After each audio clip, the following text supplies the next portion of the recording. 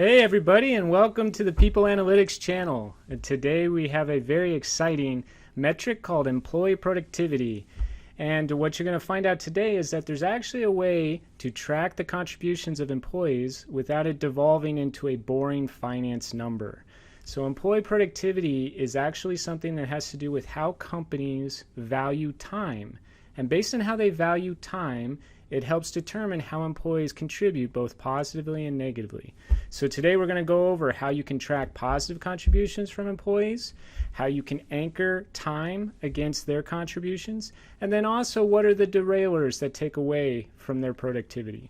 In the end, you're going to come up with a percentage, and that percentage is something you can compare against every employee in the company, as well as our benchmark, which is average performers that are readily available in the market. So if you like what you hear, hit subscribe and let's continue to learn. Gotta love the Einstein quote, which is why I start every video with it. Remember, keep things simple. The whole purpose of people analytics is to make sure that executive conversations are better. So let's move forward.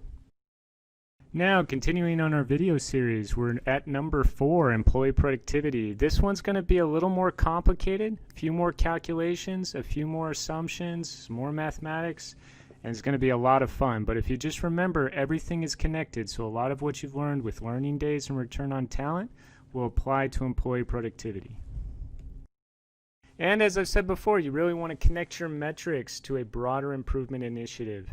And I really like Professor Brix's approach. His 6-step process is an iterative framework for driving value to the business.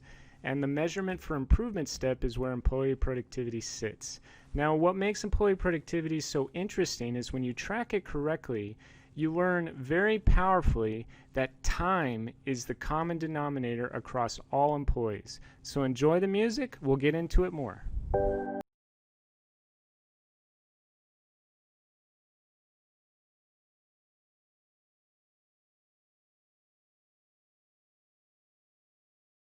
Saying is that time is the common denominator for the entire employee workforce. And the first step in calculating employee productivity is you need to determine what is the maximum available productivity hours for each employee. And the way you do this is you look at the number of business days that have been established by the company. And basically what this does is it takes your 365-day calendar year and it excludes all of the company approved absences such as holidays, weekends, and so forth.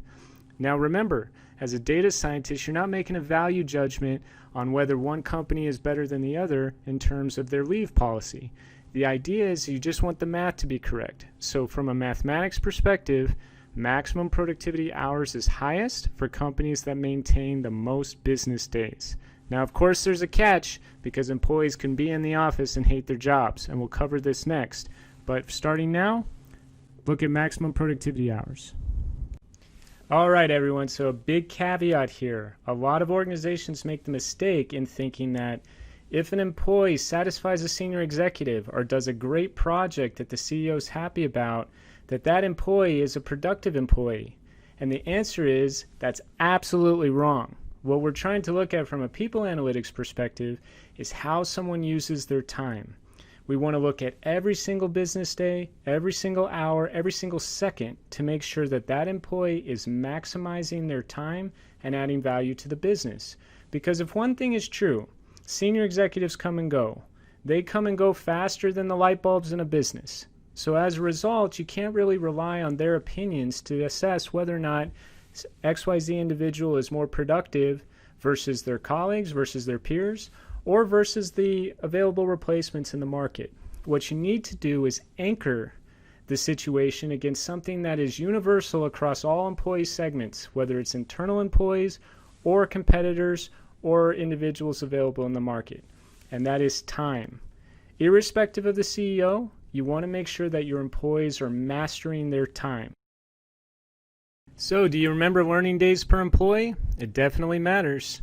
Now, we went over that KPI in a prior video, but basically learning days actually subtracts from available productivity hours for each employee. Now, I know what you're thinking. I'm not saying that learning is a bad thing. What I'm saying is that time is the most valuable resource for employees.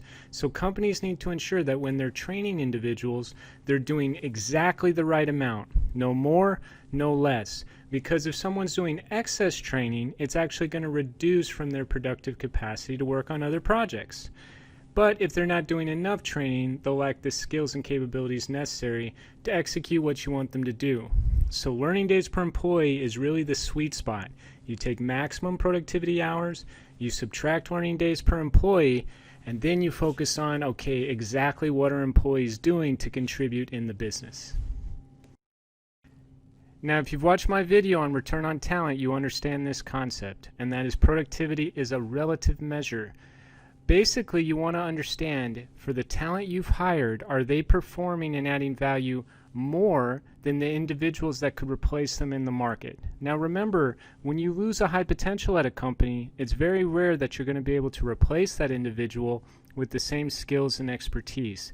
Typically, you replace people with average performers. One maxim that you can really learn is that talent is rare, but average is in abundance. So that's what we use when we're comparing employee productivity of the individuals who work for you versus the productivity we could expect if we replace them with talent in the market.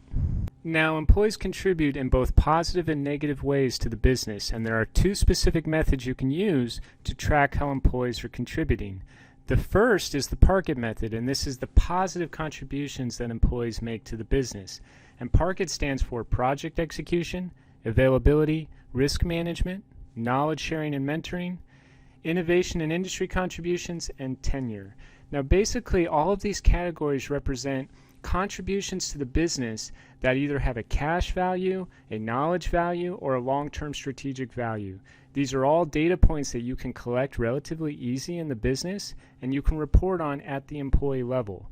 What makes employee productivity so important is that when you use time as the anchor, it allows you to track all employees using the same metric. Now, the PARK-IT method tells you the positive, and in a minute we're going to tell you some of the derailers that employees do that actually take away from their productivity.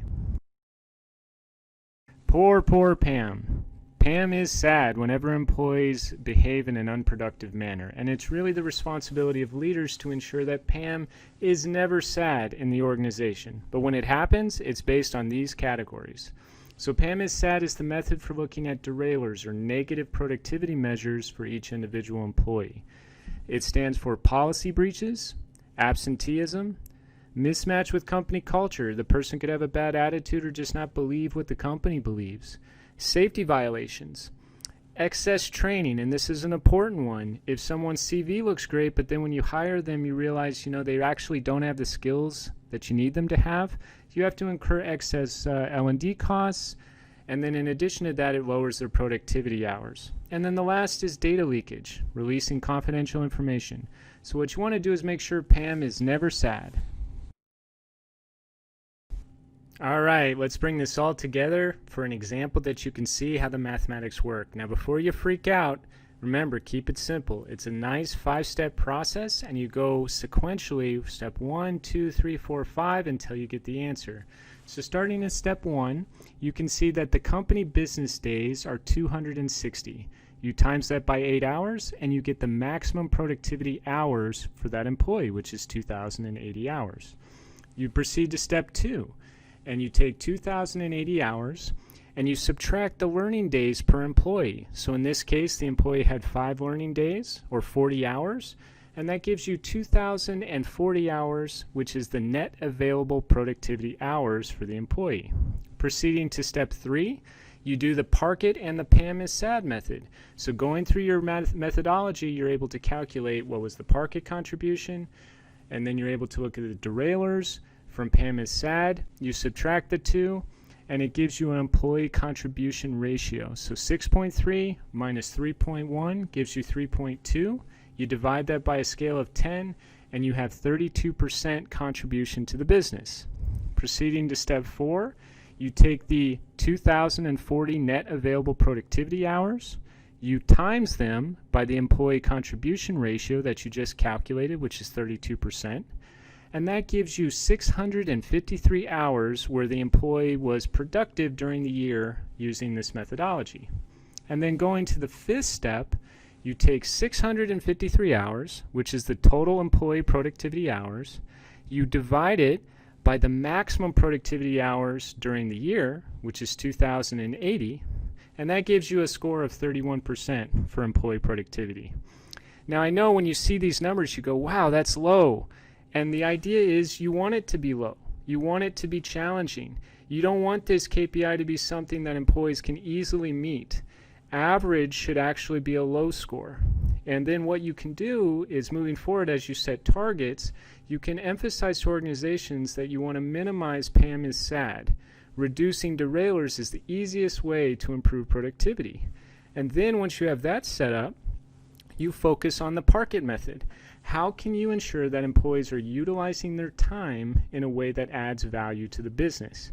Once you've optimized PARK-IT and PAM is SAD, then you focus on learning days per employee, making sure that you're training people exactly the amount of training that they need. No more, no less. And once you've done that, learning days per employee, PARK-IT and PAM is SAD, if you're still trying to drive more productivity, then you look at your company business days. Perhaps your leave policies, your vacations, and so forth are not optimized for the market. So you take this sequential step and then you work backwards, focusing initially on PAM is SAD, going to PARK-IT, learning days per employee, and then last looking at the company business days. So once you do this formula, it gives you a great baseline of employee productivity. And what's great about this is you can use this percentage to compare all employees across the business. And then if you've watched my other videos, this metric could actually be integrated into your data-driven 9-box. What's great about everything I'm showing you is that they're all connected. So whether it's promotion velocity, learning days per employee, return on talent, and now employee productivity, as they all connect together. And once you have these baseline metrics set up, you're able to do some really fun stuff with machine learning because you've established a value chain for people analytics. Okay, that's basically the video for this week. I hope you like it. Continue to subscribe, and I'll be loading more content every week. Have a nice day.